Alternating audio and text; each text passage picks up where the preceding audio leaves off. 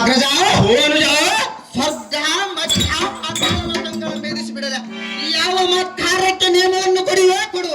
ಈ ನಿನ್ನ ತಮ್ಮನ ಭುಜಬಲದ ಪರಕ್ಕನ್ನೋಡ ಅಗ್ರಜ ಅಖಂಡ ಗರ್ವಿತ ರಿಪುಗಳ ಚಂಡಪುರ ಚಂಡ ಹಿಂಡು ಮಂಡಲಾಧಿಪುರ ಗಂಡನ ಗಂಡನ ಅಗ್ರಜರೇ ಉಗ್ರ ಸಮಗ್ರ ವಿಗ್ರನಾದ ಹನುಜನೇ ಎನ್ನ ನುಡಿ ಚಿತ್ತ ಬಿಟ್ಟು ಕಾಣಬೇಕಲೇ ಏನು ಚೆನ್ನಾಗಿ ಅಗ್ರಜ ಬಳಿರ್ರೆ ಚುಂಬತ ರಿಪುಗಳ ಹಂಬರಗಳ ಹಸ್ತದಿಂದ ಪ್ರಾಯನಾದ ಶಂಕರನ ಕೈಲಾಸಕ್ಕೆ ಧೋಳಿಯಮ್ಮಿಟ್ಟು ಮಹಾಪುರೇವನ ಹೆಂಡತಿಗಳಾದ ಪಾರ್ವತಿಯನ್ನು ಹಿಡಿದು ತಂದು ನಮ್ಮ ಲೋಹಾವತಿ ಪಟ್ಟಣದಲ್ಲಿ ಇಟ್ಟುಕೊಂಡರೆ ಎನ್ನ ಮುಂದೆ ನಿಲ್ಲಿಸುತ್ತಮ್ಮ ಪ್ರಸೋದನ ತಿಳಿಸು ನಿನ್ನ ಶಾಸಕರು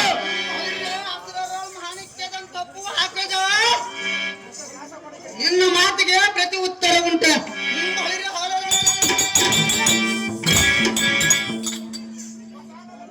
ಯಾರು ಅರಿಯದಂತ ಅಡಿಗೆಕೊಂಡಿರೋ ಬಂಡನಿಗೆ ಅಂತ ರೂಪೋತಿ ಅಂದತೀಯೋ ಓ ತಮ್ಮಯ್ಯ ಆ ಶಿವನೆಂಬ ಬೂದಿ ಬಡಕನು ಜಡೆಯಲ್ಲಿ ಗಂಗೆಯನ್ನು ಧರಿಸಿ ಕೊಡೆಯಲ್ಲಿ ಪಾರ್ವತಿಯನ್ನು ಕೂರಿಸಿಕೊಂಡು ಆ ಕೈಲಾಸಗಿರಿ ಎಂಬ ಹಾಸಬಂಡ ಮೇಲೆ ಕುಳಿತುಕೊಂಡಿರುವನಾತಕ್ಕೆ ಅಣ್ಣಯ್ಯ ಓ ತಮ್ಮಯ್ಯ ಆ ಈಶನೆಂಬ ಮಂಕುತನವೊಂಬಿಡಿಸಿ ಅವನ ಸತಿಮಣಿಯಾದ ಗಂಗೆ ಪಾರ್ವತರನ್ನು ಯಾವುದು ತಂದು ನಿಮ್ಮ ವಶಕ್ಕೆ ಒಪ್ಪಿಸದಿದ್ದರೆ ಬಾಪರೇ ಈ ಭೂವಲದೊಳಗೆ ಈ ನಿನ್ನ ತಮ್ಮ ಪ್ರಸೂದನೆಂಬ ನಾಮವ್ಯಾತಕ್ಕೆ ಅಪ್ಪಣೆ ಕೊಡಣ್ಣ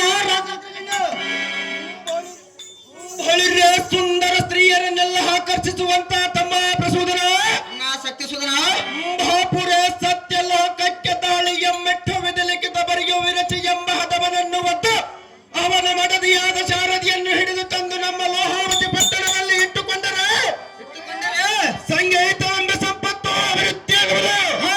ಇದಕ್ಕೆ ನಿನ್ನ ಮನದ ಅಭಿಪ್ರಾಯವೇನು ಪ್ರಸೂದನ ತಿಳಿದು ನಿನ್ನ ಮನದ ಆಲೋಚನ ಉಗ್ರತರ ತೇಜ ವಿಗ್ರಹನಾದ ಹಾಸ್ಯಜನೇ ಓ ಅನುಜನೇ ನನ್ನ ನುಡಿಯನ್ನು ಚಿತ್ತ ಬಿಟ್ಟು ಕೇಳಬೇಕನೆ ಅದೇನು ಅನುಜ ಅಪ್ಪರೇ ಬ್ರಹ್ಮನೆಂಬುವನೇ ಯಾವ ಬಲವಂತನಿಂದ ಹೇಳಿದೆ.